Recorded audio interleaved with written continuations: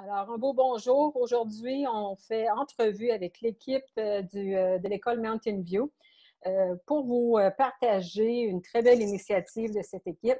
Je vous présente Mme Sophie Lapointe, qui est la directrice de l'école. Nous avons Mme Brenda Coleman, qui est enseignante à Mountain View, et Nadia Daous, qui est aussi enseignante à Mountain View. Catherine Cora, qui est avec moi, nous travaillons ensemble au Centre d'excellence en gestion de comportement. Alors, un beau bienvenue à tous. Et puis, Madame Lapointe, on aimerait que vous partagiez avec nous comment vous êtes venue à l'initiative que votre équipe école considérait la démarche de dire on veut faire suite, on veut faire le suivi, on garde nos élèves pour l'année prochaine dans ce temps de pandémie, parce que là, on sait qu'on est en contexte quand même particulier. Les élèves sont sortis d'école depuis le 13 mars, ça fait déjà comme une douzaine de semaines. Et qu'on n'a pas vraiment terminé l'année scolaire, mais vous avez une autre approche pour l'année prochaine. Oui, bien, ça s'est passé fin mars, début avril. Tu sais, déjà là, on venait de fermer les écoles. On n'avait aucune idée de comment on finirait l'année, si on allait la finir. Il y avait annoncé le 4 mai, il n'y avait rien de sûr. Et rendu à peu près au mois d'avril, j'ai commencé à germer cette idée-là de et si, on n'a comme pas fini l'année, et si les profs reprenaient avec leurs élèves où est-ce qu'ils ont laissé quelque part l'année prochaine, parce que on le sait que ça va être anxiogène de toute façon en septembre, qu'on finisse ou pas l'année. Donc, l'idée est plutôt venue de ça, de dire, bien, et si les profs, on enlevait un facteur stressant pour les enfants et même pour les profs, qui est de connaître un nouveau groupe, connaître un nouveau professeur, tout ça. Et si on enlevait cette composante-là, parce que déjà là, au départ, académiquement, qu'est-ce que les enfants ont appris ou pas? Bien là, c'était facile avec quelqu'un, avec le même prof. Bien, les enseignants vont savoir exactement qu'est-ce que les élèves ont appris et qu'est-ce qu'ils n'ont pas eu le temps d'enseigner. Donc, en tout cas, c'est l'idée un peu de, bien, au moins, les profs vont pouvoir reprendre l'année. Puis, j'avoue que j'ai même eu l'idée de, est-ce que les profs peuvent reprendre leurs élèves pour un mois ou une étape, puis après ça, on change. Tu sais, il y a eu plein de choses qui se sont passées dans ma tête. C'était peut-être la pandémie, le virus, le fait d'être à la maison, avoir trop de temps pour moi, je ne le sais pas. Tout ça pour dire qu'au mois d'avril, pendant un staff meeting en Zoom, là, j'ai comme lancé, c'est comme une bombe que j'ai lancée, et j'ai lancé à mes profs, bien, et si vous suiviez vos élèves l'année prochaine, considérant la situation actuelle? Bon, il y a des criquets. Et ensuite, il y a, et là, je leur ai juste dit, je vous lance ça, laissez vos micros à mute et pensez-y. Parce que moi, chaque année, de toute façon, j'envoie une lettre où ils m'écrivent les top 3, qu'est-ce qu'ils aimeraient. Et ensuite, je les rencontre un par un. Puis je leur ai dit, dans les prochaines semaines, je vais vous appeler, mais ça va faire partie de la discussion qu'on va y avoir ensemble, à savoir, est-ce que vous seriez prêts à suivre vos élèves pour l'an prochain, peu importe ce qui se passe pour le restant de l'année, parce que moi, c'est quelque chose avec laquelle je commence à penser. Et juste pour vous dire, moi, j'ai une équipe super et après, j'ai fait tous mes appels, toutes mes discussions à eux, à savoir qu'est-ce qu'ils en pensaient. Moi, j'ai pris des notes et après ça, je leur ai dit, bon, parfait, je pars avec ça, je vais réfléchir. Et pour les enseignants de première à cinquième année, parce qu'on s'entend que ceux de sixième ne pouvaient pas suivre leurs élèves au secondaire, j'ai 80% de mes enseignants qui ont accepté de suivre leurs élèves l'année prochaine. Donc, c'est pas peu dire, je suis très contente. Je pense qu'on part, on a comme une mission quelque part là. Mais je crois que vous avez vraiment un effet rassembleur là, au niveau là, que les gens ont vraiment le désir de vouloir maintenir le lien avec leurs élèves. Oui, on n'a pas complété l'année et c'est eux qui sont les mieux placés pour être capables de dire vraiment où ils sont rendus dans leur enseignement, quels élèves avaient peut-être un peu de difficulté, fait qu'ils savent aussi où sont les besoins particuliers. Pour être capable de les soutenir et de les accueillir. Beaucoup plus sécurisant, oui. On vient de gagner un mois l'année prochaine. On vient de gagner un mois. Tu sais, quand on loupe régulièrement, même si ce n'est pas la pandémie, quand les enseignants suivent leurs élèves, c'est déjà quelques semaines de gagner. Et en plus, ben, avec la situation dans laquelle on vit, il y a tellement d'incertitudes que si au moins il y a cette certitude-là que les enfants connaîtront leurs profs et les profs connaîtront leurs élèves, bien, ça enlève un stress de moins. Oui. Pour les enseignantes, qu'est-ce que vous voyez comme les avantages de maintenir de maintenir le groupe que vous avez présentement? Ben, on a déjà le lien, surtout avec les élèves, que c'est important. Puis on peut les emmener où on veut. Je trouve que au début de l'année, c'est toujours les routines, les procédures et tout ça. Et c'est déjà fait. Ils connaissent comment on travaille. Puis si jamais il faut qu'on enseigne de la maison encore, ben au moins on sache comment travailler ensemble. On a déjà ça établi. Brenda? Ben pour moi, il y a 4 parties. Les enfants, les parents, l'enseignant, puis aussi l'académique. Puis il y a un lien entre chacun. Puis au début de l'année, moi, je crois vraiment dans les connexions puis les attachements aux élèves. Puis en plus, au début de l'année, on perd au moins 3-4 semaines pour connaître nos élèves, puis être à l'aise avec l'autre aussi, avec moi. Puis là, on a gagné tout ce temps pour récupérer les cours qu'on peut-être on a manqué, les concepts, les apprentissages. On peut commencer tout de suite parce qu'on se connaît déjà. Puis pour moi, c'est un avantage 100%. Qu'est-ce que vous verrez... Ah, pardon, vas-y, Catherine. Vas-y. J'allais dire, où est-ce que vous verrez potentiellement les défis de reprendre l'année avec les mêmes élèves? Peut-être commencer par Brenda? Un défi pour commencer avec les mêmes élèves? Oui, de reprendre avec le même groupe puis de monter d'année avec eux. Bien, ça dépend parce que des fois, si on a un groupe qui est un peu plus un challenge, si on veut, un défi, ça c'est moins intéressant de répéter ça parce que c'est épuisant des fois de travailler avec le même groupe. Dans mon cas, cette année, c'est pas le cas. Mais ça, c'est un vrai défi. C'est difficile des fois de répéter les mêmes affaires avec des problèmes de comportement et tout ça.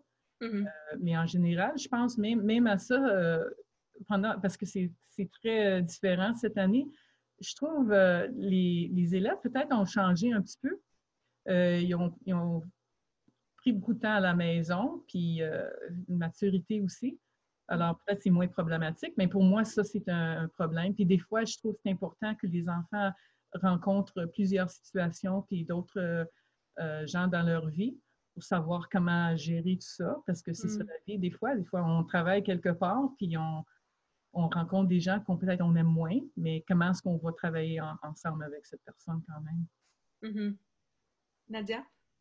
Je crois, comme Brenda a mentionné, des fois, il y a des élèves que c'est un peu plus difficile avec l'attachement et l'apprentissage et des fois, c'est mieux d'apprendre de quelqu'un de nouveau.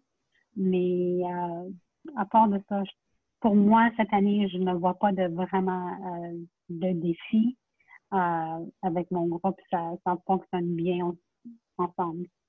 C'est ça, le défi, c'est surtout pour les groupes qui sont considérés plus difficiles, puis les enseignants qui ont ces groupes-là avec lesquels ils vont monter. Tout ce qu'ils veulent savoir, c'est le support. Est-ce que je vais avoir le support nécessaire?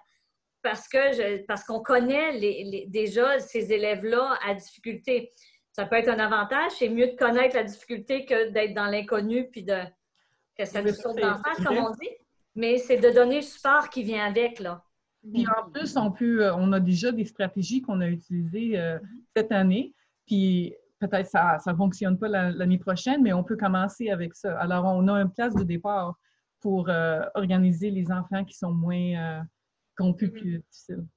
Puis au niveau de la pédagogie, c'est sûr que dans l'instance de la pandémie, on est un peu dans une circonstance différente où le fait qu'on a terminé en personne au mois de mars, puis que là, vous faites ce que vous pouvez en ligne, mais c'est sûr que vous ne pouvez pas boucler l'année de façon académique de la même façon s'ils étaient à l'école.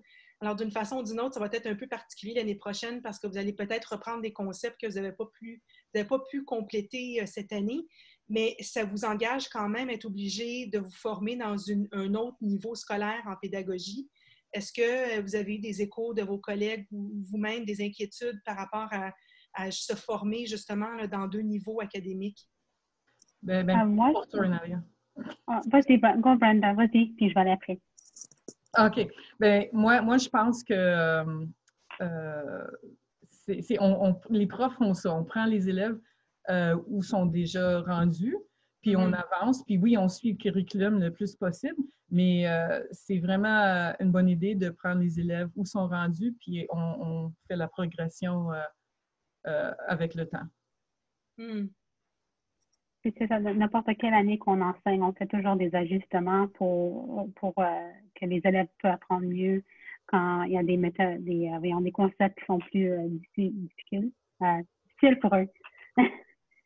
Oui, puis de toute façon, dans mes conversations avec les enseignants, peu importe le niveau auquel ils montent, ils ont touché à ce niveau-là déjà. Tu sais, il n'y a personne, ou en tout cas, la plupart en tête, là, vraiment, les enseignants sont formés de toute façon de maternelle à 6e année, mais la plupart, je pense presque tous, avaient déjà touché au niveau avec lequel ils vont monter. Donc, c'était rien de nouveau, complètement différent, là. Mais qu'est-ce qu'on entend dans votre discussion, dans votre partage? C'est vraiment au niveau du travail d'équipe, d'être très consciencieux au niveau des besoins des enfants, de vouloir aller soutenir dans la période qui est de pandémie, mais que c'est un contexte où vous dites, bien, il y a quelque chose que nous, en tant qu'équipe école, on peut faire pour mieux soutenir, aider les enfants au niveau d'anxiété et de stress. Je crois que c'est très... c'est quelque chose qui est très beau à voir. De la part des parents, est-ce que les parents sont au courant? Comment c'est reçu? Je pense que c'est une approche on n'aurait pas vu ça tout partout. Et on parle de l'équipe, le travail d'équipe qui se fait ensemble. Parce qu'on ne l'a pas annoncé officiellement, mais je crois que les enseignants ont commencé à le dire tranquillement. Et je pense que la réaction est positive. Là. Oui, un parent qui me disait je suis très rassurée là maintenant, ça me fait du bien, je vais passer l'été en paix. C'est ça, elle me disait mot pour mot. Là. Ça faisait du bien parce que des fois, on ne sait jamais si il est mieux qu'il avance avec un autre prof, mais c'était rassurant pour moi aussi. Moi, sur Zoom, la semaine passée, mes élèves m'ont demandé si je savais qui enseignerait en 6e année. Et j'ai dit à mes élèves, Madame Lapointe n'a pas fait une décision encore, mais que moi, j'avais choisi eux comme si je pouvais. Puis on voyait qu'ils sentaient un peu de rassurance pour continuer en 6e année. C'est génial. Puis si d'autres écoles seraient intéressées à suivre des démarches similaires, avez-vous des recommandations ou des suggestions de par votre expérience à partager avec d'autres? Bien, au niveau de la direction, ce que je dirais, l'important, c'est de ne pas l'imposer. Parce que ce qu'on veut dans une école, on veut que tout le monde soit heureux. On est là pour les enfants, mais on est là aussi pour le staff. Moi, ça a toujours été ma philosophie, des profs heureux, des élèves heureux.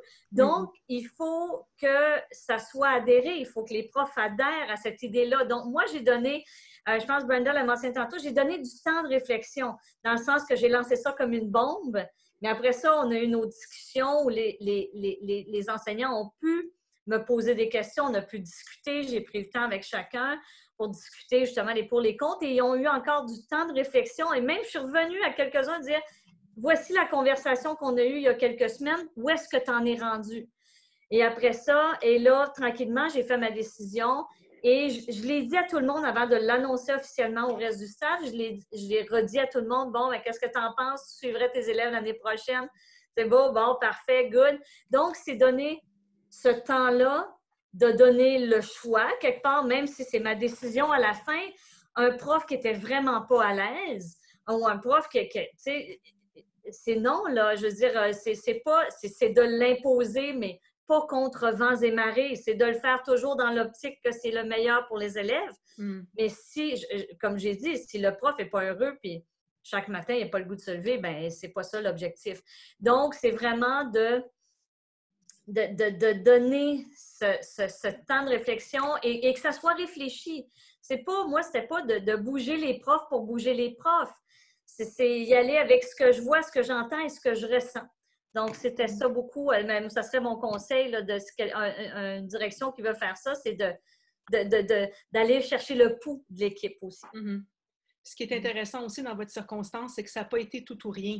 c'était de regarder justement les besoins de chacun puis les désirs de chacun, puis que le projet, l'initiative peut quand même démarrer et prendre vol, même si c'est pas tout le monde qui va monter avec leurs élèves, même si c'est que c'est beaucoup 80% de l'équipe, c'est assez impressionnant, honnêtement, mais ça peut fonctionner à 80% quand même. Il ne faut pas que les gens soient bornés de dire si on n'a pas 100%, qu'on n'ira pas de l'avant avec le projet. Je pense que c'est une belle chose que vous faites, là. Ouais, puis il y a même un prof qui est resté au même niveau pour différentes raisons. C'est des morceaux de puzzle, là. Parce que si tu ne bouges pas quelqu'un, il y a quelqu'un d'autre qui ne bougera pas. Et la personne m'a dit, bien, tu sais, moi, Sophie, j'étais prête quand même à monter, même si je reste au même niveau. Donc, mais ça a été, comme je vous dis, c'est un casse-tête et c'est intéressant.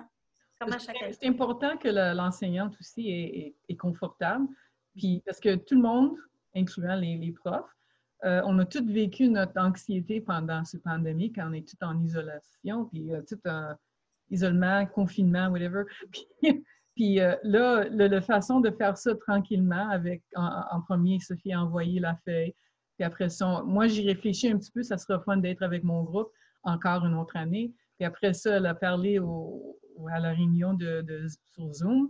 Puis, comme les discussions ont commencé un petit peu, mais elle a arrêté tout ça tout de suite. Puis après ça, l'appel téléphonique, puis on a discuté ça. Comme elle disait, on a eu beaucoup de temps à réflexion. Puis, parce qu'on était déjà un peu anxieux quand même, juste personnellement. Puis là, ajouter ça, je dis, oh my God, ça commence déjà au mois de mars. Début avril, on voit la feuille, puis on n'est même pas sorti de cette année. Puis, en tout cas, moi, je trouvais le déroulement tranquille, ça aide à se calmer un petit peu. Oui, puis dans le fond, je pense que tout le monde avait l'impression que cette année, on n'avait comme pas bouclé la boucle. Mettre les choses des élèves dans un sac à poubelle, puis mettre ça dans le coffre de la voiture, puis dire, ben, ce n'est pas une fin. Et je pense qu'avec ça, ça va permettre à tout le monde, les élèves comme les adultes, de boucler plus la boucle l'année prochaine. C'est juste que l'année aura duré 1 an et demi, là. Mais je pense que c'était ça, c'est d'avoir un sentiment de fin. Et là, on n'a comme pas fini, même pour nos finissants, là, c'est un peu bizarre, mais bon, c'est comme ça, là. On est dans un contexte qui est très particulier, mais là, ça va vous permettre de reprendre les liens, de sécuriser, de reprendre les enseignements au niveau enseignement et apprentissage avec les élèves. Je crois que ça va être sécurisant pour les enfants et les parents de savoir à qui vont venir leurs enfants en septembre ou septembre, mais surtout que, comme vous dites, c'est que l'année n'a pas terminé. On est comme en cours de route, ça a été mis sur pause, mais c'est comme si le pause n'a pas été enlevé. Il y a beaucoup d'enjeux, d'émotions là-dedans. Puis déjà que les conditions de la pandémie apportent anxiété et stress là-dedans. À tout le monde, ben oui. Oui. Alors, chapeau à votre équipe au niveau du rassemblement. Je crois que c'est vraiment dans l'approche, le processus qui a eu lieu. C'est vraiment beau de voir l'initiative d'aller de devant. Je crois que ça va être fort intéressant de vous suivre l'année prochaine et de voir le dénouement, le déroulement, de voir les bienfaits de ça. Il y aura peut-être des choses où on dit « Oh, ça serait à refaire, on aurait pu faire certaines choses un petit peu différemment » parce que quand on marche un processus, c'est tout le temps comme ça. Mais je crois que les grandes lignes, vous les avez vraiment, puis vos élèves sont vraiment chanceux d'être sous votre charge. Ah, merci beaucoup. On a une super équipe à Mountain View. Un grand merci à l'école primaire Mountain View de la commission scolaire Riverside. On vous souhaite bonne chance pour la continuation de cette année puis l'année prochaine aussi. Merci. Un grand plaisir. Merci de prendre le temps aussi de répondre à nos questions. Merci beaucoup. Merci.